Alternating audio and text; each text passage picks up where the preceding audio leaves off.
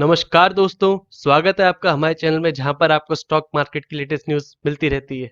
दोस्तों आज का ट्रेड सेशन हम डिस्कस करेंगे यस बैंक का, जिस रीज़न की वजह से आज ये ऊपर गया।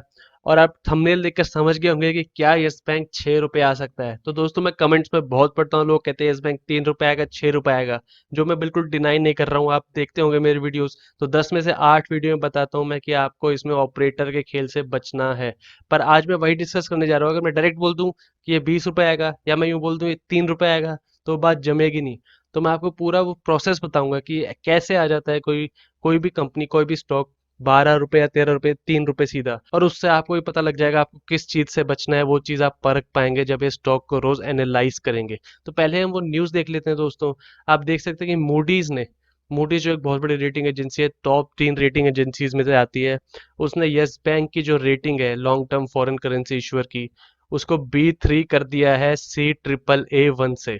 अब दोस्तों अगर ये आपने सिर्फ ये मोटी मोटी खबर पढ़ी होगी, तो आपको मैं बता दूं ये खुश होने की बात है, पर इतना ज्यादा नहीं कि आप टेंशन फ्री हो जाएं कि यस अब और अच्छा होता रहेगा। ये बिल्कुल बेटर बात है, और इसमें मेन रीजन जो है FPO का। और यानी अगर सरल भाषा में बोले तो इन्होंने बोला है कि FPO से इन्होंने इतना पैसा उठा लिया है कि अब ये थोड़ी स्टेबल कंपनी हो रही है। पर अगर हम डिस्कस करें कि B3 रेटिंग है क्या और CAAA रेटिंग है क्या, तो हम देखेंगे कि अभी भी उतनी अच्छी बात नहीं है। आप देख सकते हैं कि जब से बैंक ने 15,000 करोड़ का FPO लगाया है, उसके बाद से इसका रेटिंग में बदलाव आया है, और उसकी वजह से आज ये 2.5% तकरीबन ऊपर है। और अगर देखें तो यहाँ बता रखे यस बैंक अभी तक नॉन इन्वेस्टमेंट ग्रेड के अंदर है। अब ये समझाने के लिए दोस्तों मैं आपको मूडी की रेटिंग क्राइटेरिया दिखाता हूँ। आप देख सकते हैं कि एक है इन्वेस्टमेंट ग्रेड और दूसरा है स्पेकुलेटिव ग्रेड। तो इन्वेस्टमेंट ग्रेड यानी मूडीज इन्वेस्टमेंट ग्रेड उनको बताती है जिसमें उनको पक्का भरोसा है कि ये रिटर्न्स देगा, पर 5% देगा, 2% है, 12%, वो यहाँ आप लेफ्ट में रेटिंग देख सकते हैं, इनके बराबर है। और आप स्पेकुलेटिव ग्रेड देखें, स्पेकुलेटिव मतलब कि इस पर अभी हम राय दे सकते हैं कि ये जा सकता है। यानी आप शब्दों पे ध्यान दीजिए कि वो इन्वेस्टमेंट वाला जाएगा, पर रिटर्न कितने देगा वो बताना मुश्किल है। पर स्पेकुलेटिव यानी ये इसके पास अभी है, दोनों चॉइसेस है, आगे भी जा सकते हैं पीछे भी। तो आपने देखा CAAA1 से B3 कर दी गई। तो CAAA1 में क्या था? पुअर क्वालिटी, यानी बिल्कुल ही इन्होंने खारिज कर दिया था उसको कि पुअर क्वालिटी है। और वेरी हाई क्रेडिट रिस्क यानी अगर ये कहीं से पैसा उठाएगा, डेप्ट उठाएगा, तो उसको वापस चुकाने की हालत में नहीं है। वहां से कहाँ गया है? B3 तक।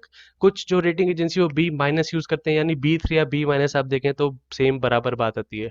और यहाँ पर बता रहे हैं कि स्पेक्युलेटिव बताया जा रहा है इसको, यानी अभी हम बता नहीं सकते, पर उम्मीद है, पॉसिबिलिटी है कि सही भी हो सकता है। और क्रेडिट रिस्क वेरी हाई से हाई हो गया, यानी अभी भी खतरा है, पर पहले जितना नहीं है। और उसका रीजन हमने बताया दोस्तों, क्योंकि FPO उठाया है इसने। तो ये आप देख सकते हैं वही बता रहा है कि बी कर दी गई है CAA से। अगर हम नीचे देखें तो यहाँ बताया एक आउटलुक जो है वो स्टेबल कर दिया है पॉजिटिव से। पहले था पॉजिटिव कि हाँ ये थोड़ा ऊपर चढ़ेगा, अब कर दिया स्टेबल, यानी अब स्टेबल हो चुका है। तो ऐसा मूडीज की रेटिंग एजेंसी से हमें पता लगने आ रहा है। आप ये देखें तो सीधा शब्दों में कहा गया है मूडीज की तरफ से कि इसकी जो बैंक डिपॉजिट रेटिंग है वो B3 कर दी गई है CAA1 से। और जो इसकी फॉरेन करेंसी सीनियर MTN है, मीडियम टर्म नोट्स, वो B3 कर दी गई है CAA1 से।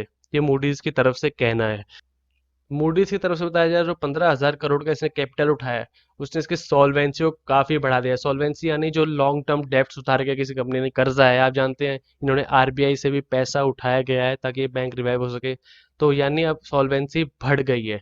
और इसी वजह से उन्होंने बोला है कि जो इम्प्रूवमेंट आ रही है उसकी वजह से जो एक्सटर्नल मार्केट फंड्स है, यानी बाहर के जो इन्वेस्टमेंट फंड्स हैं, वो इसमें पैसा डालने को तैयार है, इसकी फाइनेंशियल स्ट्रेंथ इंप्रूव हो रही है, ऐसा मूडीज का कहना है। आप देखें तो यहाँ बता दिया गया CET1 common equity tyre 1 ratio इसकी डबल हो जाएगी। FPO का पैसा जोड़ दें तो 13.4% हो जाएगी, पहले जो सिर्फ 6.6% थी जून 2020 तक अगर हम देखें तो। और कैपिटलाइजेशन ज्यादा आएगा बैंक के अंदर, ऐसा कहना है, जो इसके पीयर्स के बराबर, पीयर्स यानी जो इसके बाकी कम्पिटिटिव बैंक्स हैं, बड़े बड़े बैंक से, इससे अभी इसको compete करना है, अगर इसको बने रहना है, तो उनके बराबर तक में आ जाएगी CET1 रेशो। अभी CET1 रेशो होती क्या है दोस्तों, ये भी हम समझ लेते हैं, क्योंकि अगर हम टर्म्स देखें और मान लें तो ऐसा मेरे हिसाब से नहीं होना चाहिए। हम कहीं इन्वेस्टमेंट कर रहे हैं तो हमें पता होना चाहिए। तो CET1 रेशो यानी टायर 1 कैपिटल और टायर 2 कैपिटल, दो तरीके की कैपिटल होती है, वो जुड़ के टोटल पैसा आता है किसी कंपनी का या बैंक का। तो CET1 रेशो वो होता है एक तो जहां पर उनका कंपनी का खुद का पैसा हो, जो उनका कोर कैपिटल यहाँ आप देख सकते हैं, और उसमें जो कॉमन इक्विटी शेयर्स हो, यानी बैंक IPO डालता है कोई कंपनी या FPO डालती है, वहां से जो पैसा आता है, वो जोड़ा जाता है। उसके अलावा स्टॉक सरप्लसेस यानी स्टॉक का पैसा जो कॉमन शेयर से आता है, हमने देखा कि अभी एफपीओ आया था तो उसका जो पैसा आया है वो भी यहाँ पर आएगा। और उसके अलावा कुछ जो सब्साइडरीज से इसके कॉमन शेयर्स हैं, यानी मेन में जो मोटा मोटा पैसा है बैंक का जो दिखता है वो CET1 रेशियो में आता है। उसके अलावा 81 कैपिटल, आपने मेरी पुरानी वीडियोस देखी होंगी तो उसमें मैंने 81 कैपिटल के बारे में बताया था। और अगर आपने नहीं देखी तो मैं ऊपर आई डिस्क्रिप्शन में दे दूंगा, वहां पर आपको दिख जाएगा। तो ये कॉमन इक्विटी Tier 1 कैपिटल होता है। तो हर बैंक को आरबीआई के बेसल 3 नॉर्म्स के अनुसार कुछ परसेंट होती है, वो परसेंट रखनी होती है रिस्क वेटेड एसेट के हिसाब से। यानी कि रिस्क वेटेड एसेट्स में आपको बता दूं, यानी कोई बैंक है, उसने 100 रुपए का लोन दिया, उसमें से उसने 20 रुपया तो उससे कोलेटरल ले लिया कि अगर आप नहीं दे पाए तो हमें जमीन ले लेंगे, लेकिन बाकी 80 का क्या, वो तो भरोसे ऊपर डिपेंड है। तो वो आ जाएगा रिस्क वेटेड एसेट में। और common equity Tier 1 capital CET1 आ जाएगा, जो हमने अभी डिस्कस किया जो पैसा है। तो अगर हम CET1 को डिवाइड कर दें रिस्क वेटेड एसेट से, तो वो आ जाएगा आपके पास रेशो, वो परसेंटेज आ जाएगा। अगर वो मीट कर रहा है आरबीआई के नॉर्म्स को तो अच्छी बात है। तो यहाँ यही बताया गया है कि 13.4% हो गया 6.6% से, जो बाकी बैंकिंग सेक्टर है उनके साथ साथ आ गया है नंबर। तो ये तो एक पॉजिटिव बात हुई। और आगे बताया गया कि जो इकोनॉमिक स्लो डाउन हो रहा है, आप जानते हैं दोस्तों कोरोना वायरस की वजह से डिसरप्शंस आई हैं, उसकी वजह से इकोनॉमी बहुत स्लो हो रही है। तो अगर उससे कुछ और जो इसने लोन दे रखे हैं वो वापस नहीं आ पाते, तो अभी के हिसाब से तो ये उनको मीट करने में सक्षम है।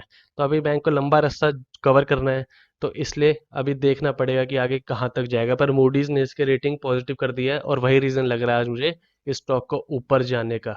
पर दोस्तों मैं वही बता रहा था, अभी खुश होने की बात नहीं है इतनी, कोई क्रेडिट रिस्क अभी भी हाई है। अब हम डिस्कस करेंगे दोस्तों दूसरी बात कि क्या यस बैंक 6 रुपये आएगा, 3 रुपये आएगा।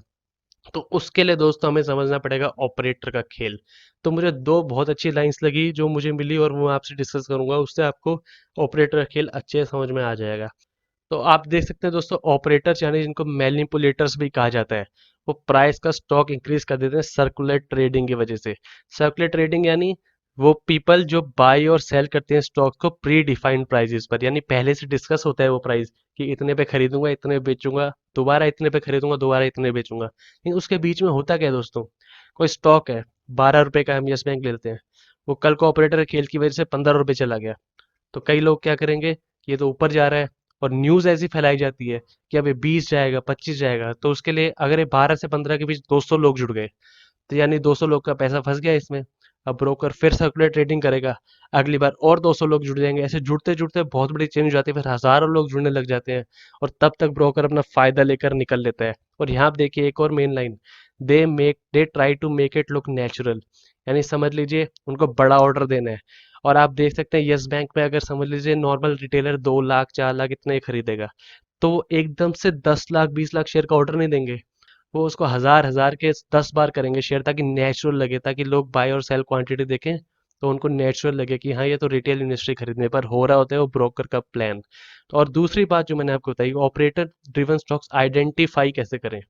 यानी उसका एक और साइन होता है जब स्टॉक की परफॉर्मेंस इतनी अच्छी नहीं हो रही पर उसका प्राइस ऊपर भाग रहा है, यानी उसके स्टॉक की परफॉर्मेंस और उसके प्राइस में मिसमैच है। आप देख सकते हैं यस बैंक ने अभी प्रॉफिट दिया है, पर क्या है अभी इतना काबिल है कि बड़े बैंक से लड़ सके? बिल्कुल नहीं दोस्तों, उसमें भी काफी टाइम लगेगा। तो अगर आप बीच में देखने लगे कि यस बैंक अब बहुत तेज भाग रहा है, एकदम से बहुत अच्छी खबरें आ रही है इसकी, तो आप वहां थोड़ा सचेत हो जाएं और एक बार क्वेश्चन करें खुद से कि क्या ये सच बात है, क्या ये सच में हो रहा है, या फिर ये बनाई जा रही हैं। क्योंकि एक साथ काफी सारी जब अच्छी बातें आ जाती हैं तो वो भी दोस्तों एक थोड़ी चिंताजनक बात हो जाती है कि क्या ये झूठ तो नहीं हो रहा। आजकल सोशल मीडिया के जमाने में आप देख सकते हैं कि कितना भी झूठ बनाया जा सकता है। तो समझ लीजिए अब कोई हाई प्राइस पे फंस गया, 12 रुपए चल रहा था 30 तक ले गए ऑपरेटर, और न्यूज में दिखाया जा रहा है उसका टारगेट हो गया 70 रुपए। तो ऑपरेटर क्या करेगा, वो तो अपना प्रॉफिट लेके 30-35 पर निकल जाएगा। जो रिटेल इन्वेस्टर है वो फंसे रह जाएंगे, और उनका पैसा लगा है उसकी वजह से अब उसका प्राइस वापस 12 भी नहीं आएगा, थोड़ा ऊपर ही रहेगा, क्योंकि शेयर होल्डर्स बढ़ गए हैं और वो इसलिए रुके हुए हैं क्योंकि अपने प्राइस के लिए रुके हुए हैं। लेकिन ऑपरेटर पैसा निकालते हैं वो स्टॉक एकदम नीचे आएगा और फिर सब फंस जाएंगे। और उसके बाद जो ऑलरेडी इन्वेस्टर हैं जो अभी इस समय 12 रुपए पे हैं, वो भी निकलने लगेंगे, क्योंकि जब एकदम से डाउनफॉल आएगा ऑपरेटर के पैसे निकालने के बाद, तो वो भी भाई क्यों टिकना चाहेंगे। जब स्टॉक 30 से वापस 12 आएगा तो 6 रुपये भी आ सकता है, 3 रुपये भी आ सकता है। तो इसलिए मैं कह रहा हूँ दोस्तों, जो लोग कहते हैं 6 रुपये आएगा, 3 रुपये आएगा, उसका ये प्रोसेस होगा, उसमें ऑपरेटर का खेल होगा। या दूसरा प्रोसेस होता है बहुत ही बुरी न्यूज़। तो दोस्तों वो तो आपको हम रोज अपडेट करते रहते हैं कि यस बैंक की क्या न्यूज़ आ रही है। अगर कोई बहुत ही बुरी न्यूज़ आई तो हम आपको अपडेट कर देंगे और आपको उसका मार्केट पर भी असर दिख जाएगा। तो ये था दोस्तों उस क्वेश्चन का आंसर, जो लोग कह रहे थे काफी नीचे आएगा इसका प्राइस। तो ऐसा प्रोसेस हो सकता है। और आज का अगर हम ट्रेड देखें, देखा तकरीबन 15 करोड़ शेयर हुए, अमाउंट फिर बढ़ी है। अभी 1-2 दिन से 8-9 करोड़ चल रही थी, आज 15 करोड़ ट्रेड हुए, उनमें से 65% क्वांटिटी उठा ली गई है। इसका मेन रीजन ये लग रहा है डिलीवरी का, कि अभी लोग ऑप्टिमिस्टिक हैं, उनके एफपीओ प्राइस के आसपास आई गए है ये। तो अभी मेन टाइम है इन्वेस्टर्स के लिए कि ये क्या ऊपर जाएगा नीचे जाएगा। तो आपको क्या करना है, एक तो आपको सारी खबरों से अपडेट रहना है। इसके फाइनेंशियल्स आते ही हैं, उनमें 3 महीना लगता है, पर 3 महीना दोस्तों जब ऑपरेटर के लिए 3 महीना के, उनके लिए 1 महीना भी बहुत होता है। तो आपको अभी न्यूज़ से अपडेट रहना है। कोई बड़ी न्यूज़ आई तो उसके पॉजिटिव इम्पैक्ट भी हो सकता है, बुरा इम्पैक्ट भी हो सकता है। और ऑपरेटर से बचने का मैंने आपको तरीका बता दिया। जब एकदम से परफॉर्मेंस ज़्यादा अच्छी दिखाने लगे पर असली में उतना ना हो, तो वहां पर आप समझिए ऑपरेटर का खेल चल रहा है। तो ये थी दोस्तों यस बैंक की लेटेस्ट न्यूज़। वीडियो पसंद आए तो लाइक कीजिए, और ऐसी और वीडियोस के लिए हमारे चैनल को सब्सक्राइब कीजिए।